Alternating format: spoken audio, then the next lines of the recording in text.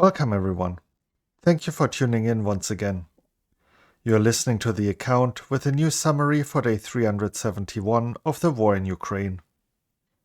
I'm a bit short on time today, so I will use smaller summarizations for some articles.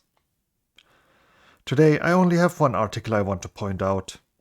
The rest of the updates did not require a unique segment, so they are grouped into the usual situation inside Ukraine, including updates on the UAV attacks on Moldova, the occupied territories with several explosion reports, Russia and Belarus, containing additional information on the A-50 aircraft that was attacked in Belarus, and international developments.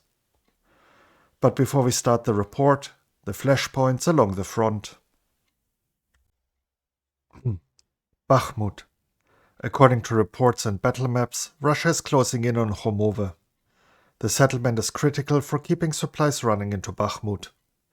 South of Bakhmut, the situation remains stable for now.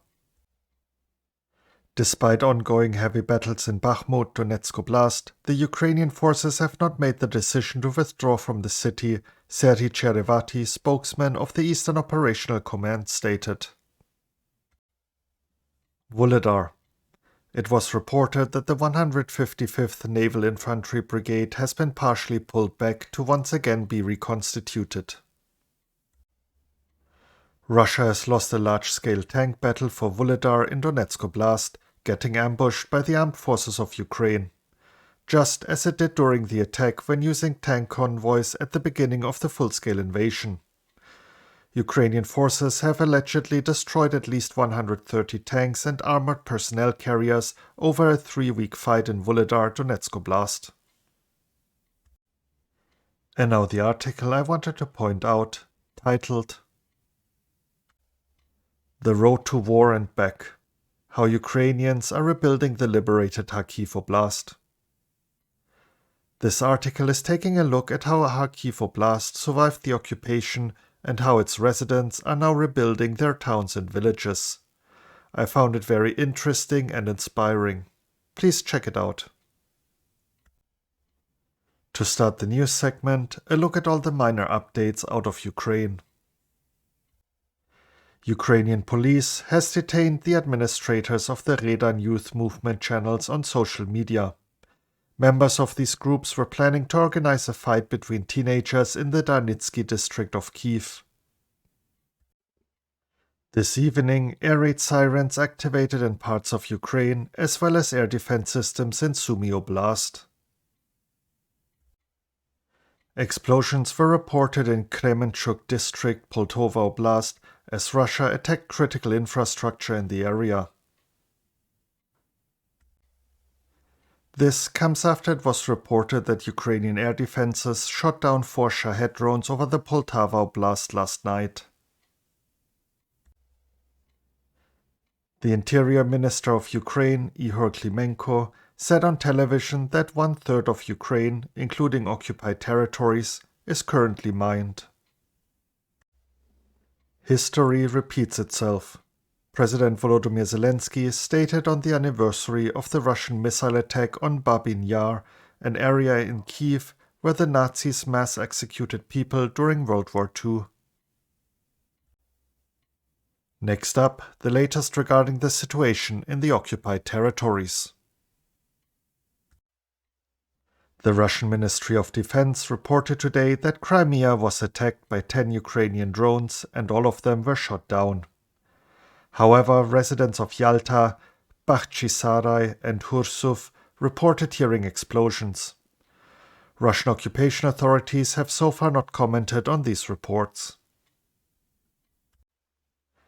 Explosions were also reported near the airfield in Melitopol by the city's mayor Ivan Fedorov.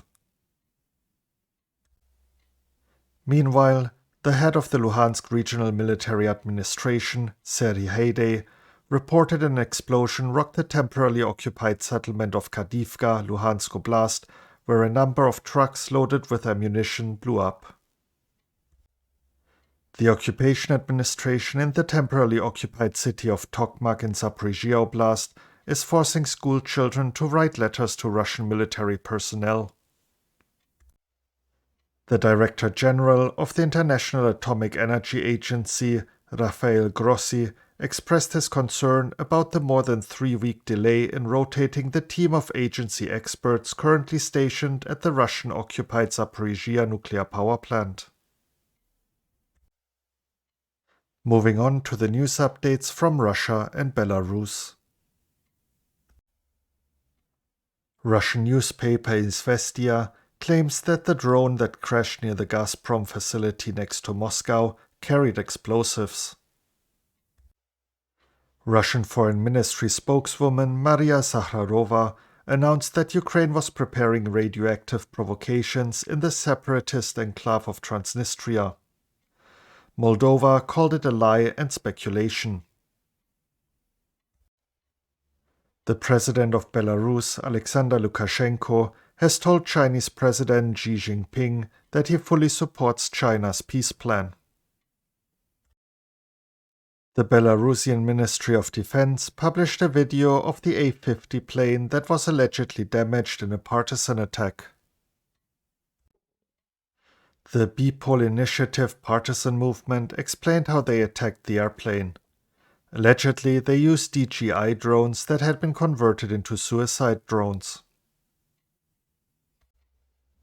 Russia has threatened not to renew the Black Sea Grain Initiative if certain conditions are not met.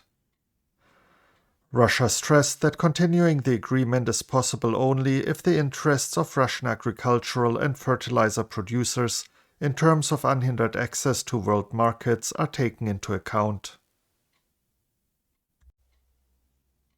And to wrap up the news segment, the international developments.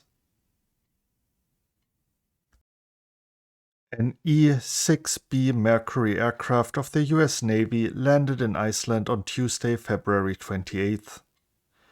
The E-6B Mercury is the American military strategic control and communication aircraft, as well as a command point of the US Navy. It is also called the Judgment Day aircraft.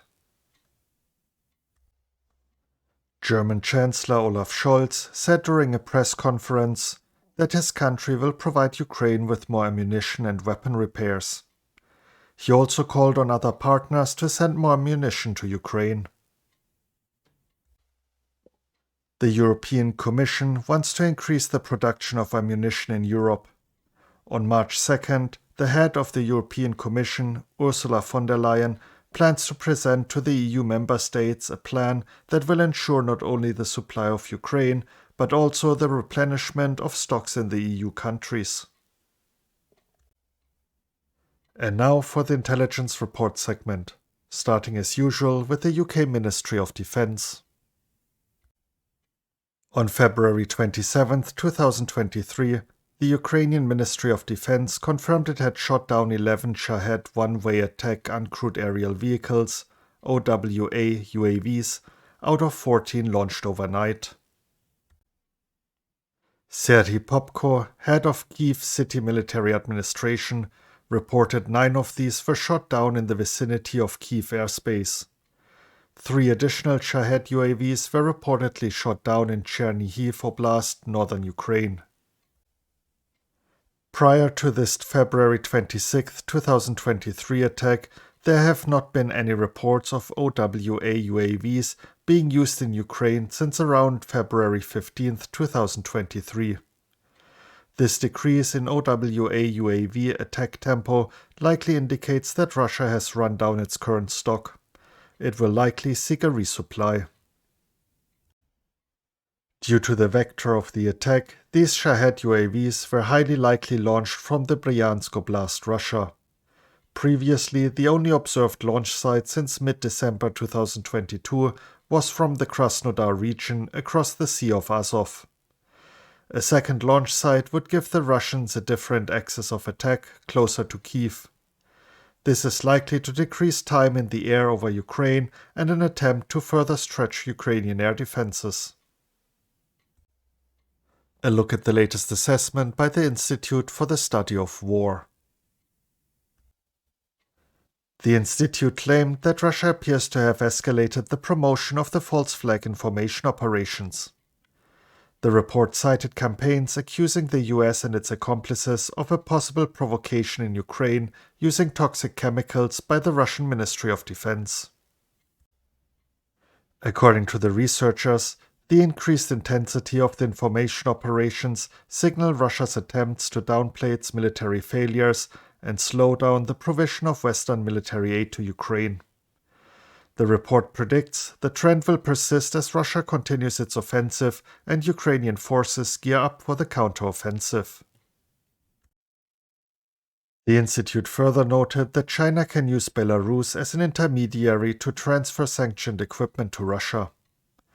As noted, the Belarusian President Lukashenko may facilitate sanction circumvention schemes between Russia and China during his official trip to Beijing, which lasts from February 28th to March 2nd. It is expected that Lukashenko will sign a large package of agreements on the development of joint projects, trade and economic, investment, humanitarian, and political cooperation with China. And to wrap up the news report, the evening update by the General Staff of Ukraine.